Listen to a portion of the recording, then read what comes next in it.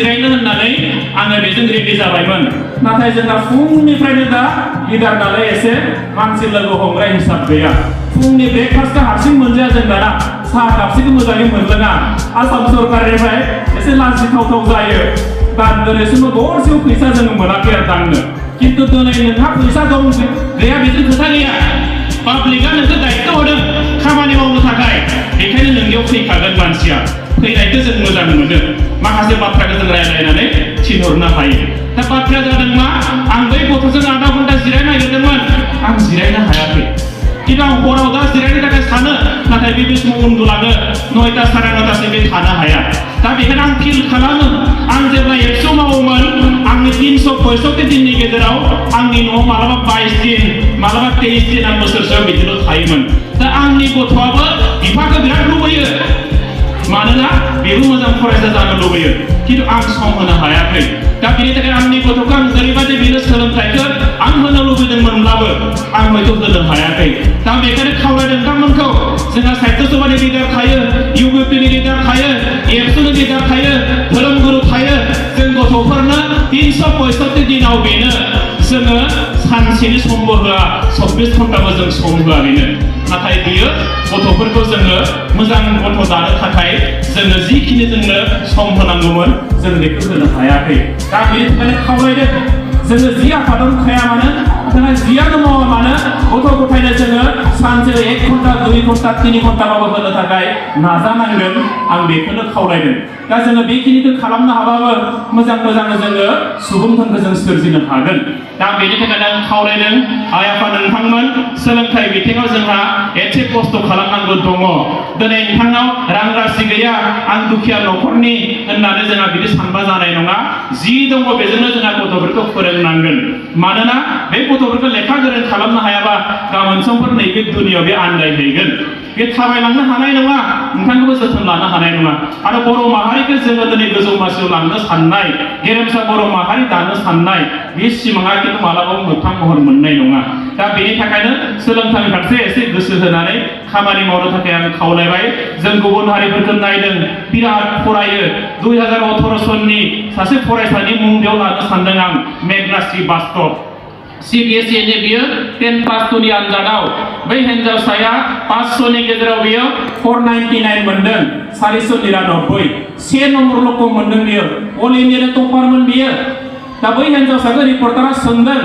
जे नोङो कै घन्टा फरायो सानसेयाव होननानै बिखौ सोंदों होमबा बे सोंग्राखौ बियो रायदों सासे फरायसाखौ कै घन्टा फरायो होननानै सोंनाया बे मोजां सोंलु जायाखै होननानै मोजां प्रश्न जायाखै बियो कारण फरायसायासो बेखौ सिद्धान्त लागोन बे कै घन्टा फरायनाय होदों सानसेयाव दा बेखायनो आंखौ बेखौ सोंनो नाङा होननानै सासे फरायसाया गाव थिग खालामनो हायो आं 24 घन्टा कै घन्टा फरायनो 18 घन्टाबो हायो बियो 20 घन्टाबो हायो बियो 21 घन्टाबो फरायनो हायो बियो बे बिनि सायावसो सोनारो होननानै दा बेखायनो बै हिनजावसाया CBSE खौ बिराद रागा जादोंमोन बियो मानो आं इंलिसाव 99 ल' मोनखो आंथ' 100 खौनो मोननांगौमोन बेयाव 100 खौनो आं मोननांगौमोन आं 500 नि गेजेराव 500 खौनो मोनथारनांगौमोन नाथाय आङो CBSE नि भुलनि थाखाय 1 नम्बरखौ खम मोनबाय आं बेखायनो CBSE खौ केस होनोसै होननानै केस होदों बे हिनजावसाया मेघनाश्री बास्तवआ बेखौ रिपर्टारा सोंनायाव बुंदों why only 24 hours in a day for me it should be 26 hours in a day सानसेयाव माने 24 घन्टाल' थायो आंनि बादिब्ला 26 घन्टा थानांगौमोन होननानै बुंदों बिनि मिनिङा मा बुजायदों बेसेबां खस्थ' खालामनो हायो बे गथ'आ जोंनिया 24 घन्टानि आग्लायो नाथाय मेघनाश्री बास्तवमोननि थाखाय 24 घन्टायाबो खम दा बेखायनो एसे खस्थ' खालामनो हानांगोन आङो बेखौ खावलायदों खस्थ' खालामोब्ला गासिबो जाजोबगोन फरायसाफोरखौ आं खावलायदों 3 नम्बर बाथ्रा धोरोमनि बेलायावबो जोङो बर' गामिखौ थिग खालामनो हानांगोन आं बेखौ खावलायदों जोङो जेब्ला न'आव थायो जेब्ला गामियाव थायो बयहाबो जोंहा फिसा जोङो मन्दिर बानायनानै लायो जोङो दिनै बाथौखौ गायसनना लायो जायनियाव जि बेबस्था दङ सोरबा ब्रह्म सिबियो सोरबा बाथौ सोरबा सत्संगी सोरबा ख्रिस्टियान दङ बेयो मेटार नङा जोङो बर' माहारिया बेबादिनो जोंहा गोबां धोरोमाव दङ जों बेखौ मिथिगौ दा आंनि बाथ्राया जादों नोंथाङा शंकरी जा नोंथाङा कृष्ण गुरु जा नोंथाङा सत्संगी जा बाथौ जा ब्रह्म जा ख्रिस्टियान जा इट डाजन्ट मेटार दा मेटारा जादों मा नोंथाङा जि धोरोमावनो थाया मानो जोंनि गथ' गथायनो बै धोरोमनि गियानखौ जोंहा होनो हानांगोन जोंहा बे धोरोमनि गियानजों जोंनि न'खरखौ थि खालामनो हानांगोन आदर्श न'खर दानो हानांगोन गथ'फोरनि आखल आखुखौ दानो हानांगोन आं बेखौ खावलायदों जों जेब्ला न'आव थायो आर'जआव बयबो बाहागो लानांगोन आरो बै आर'जआव जाहाथे उन्दै उन्दै न'नि गथ'फ्रा जाहाथे बाहागो लानो हायो बै थासारिखौ जों बयबो दानानै लानो हानांगोन आं दिनै बेखौ खावलायदों धोरोमा जेब्ला जों थागोन गासिबो थिगानो थांगोन जेब्ला जोङो धोरोमखौ जोङो दिनै लाखिनो हानाय नङा जोंनि न'खरखौ बेंग्राबो रावबो थानाय नङा जोंखौ जोथोन लाग्राबो रावबो थानाय नङा दिनै स्कुल कलेज इउनिभारसिटिया जोंनो डिग्री होनो हायो डिप्ल'मा होनो हायो नाथाय आसल मानसिखौ सोर दायो आसल मानसिखौ दायो जोंनि थानसालिया जोंनि मन्दिरा जोंनि गिर्जायासो आसल मानसिखौ दायो दा बेनि थाखायनो थानसालि मन्दिर गिर्जाफोरखौ मेन मेकिं इन्डास्ट्रि होननानै बुङो मानसि लाग्रा मोनसे उद्योग बियो मोनसे अनुष्ठान बियो प्रतिष्ठान बियो दा बेनि थाखायनो गंफ्रोमबो गामिनि मन्दिरखौ जोंहा थिग खालामनांगोन थानसालिफोरखौ थिग खालामनांगोन गिर्जाफोरखौ थिग खालामनानै लानो हानांगोन आं दिनै बेखौसो खावलायदों आरो बै गिर्जा बे मन्दिर बे थानसालियाव जोंनि लाइमोन सेंग्रा सिख्लाया जोंनि बिमा बिफाया बयबो जाहाथे जोङो जयै थांनानै आर'ज खालामनो हानाय मोनसे बेबस्थाया बेयाव थानांगोन दा आं बेखौ खावलायदों जोङो दिनै बेखौनो नायदों भगबानखौ गिया नालाय जोंनि उन्दै उन्दै गथ'आ गाज्रि खामानि मावनो बियो गिया दिनै जोंहा इसोरखौ फोथाया नालाय माखासे जोंहा गाज्रि गाज्रि खामानि मावनो गिया जों जेब्ला उन्दैमोन बाजाराव माखासे जों पस्टार जोङो नुयोमोन दखानिफोरनाव आरो पस्टार फाननो लाबोयोमोन जोंनि बाजारखौ बहाय आं नायोमोन जे ओरैबादि मैदेरजों गाख्रेब जानाय खर'जों हानाय उवालाव सौनाय बेबादि माखासे पस्टार नुयोमोन आजिखालिनि गथ'फ्रा बेबादि पस्टारखौ नुवा बेहाय मा बुजायोमोन जे गाज्रि खामानि मावोब्ला नरकआव थांनानै उवालाव देजागोन जम राजाजों नङा होमबा गाज्रि खामानि मावोबा मैदेरजों गाख्रेबजागोन बियो जों बेखौ नुयोमोन नाथाय आजिखालिनि गथ'फोरखौ जोंहा मरेल स्टाडिखौ होनो थाखाय स्कुलाव सम गैया बै गथ'खौ नोङो मोजां जा नोङो सादा जानो नाङा नोङो सिगारेट सोबनो नाङा नोङो गिदिर गिदिरखौ मान हो बे खोथाखौ बुंनो थाखाय स्कुलाव सम गैया एसेम्बलियाव दिनै बेखौ बुंनोबो जोंनो बारा सम होआ दा बेखायनो जोंहा दिनै बे गासिबो जिनिसफोरखौ जोंहा बाथ्राफोरखौ धोरोमसालियाव बा जोंनि दिनै थानसालियाव बा न'खराव बिमा बिफायानो बेखौ थि खालामना होनो हानांगोन दा बेखिनि बाथ्रा दा आं दिनै बेखौनो खावलायदों बिमा बिफाया दिनै सिखाव दाखायदखौ नङा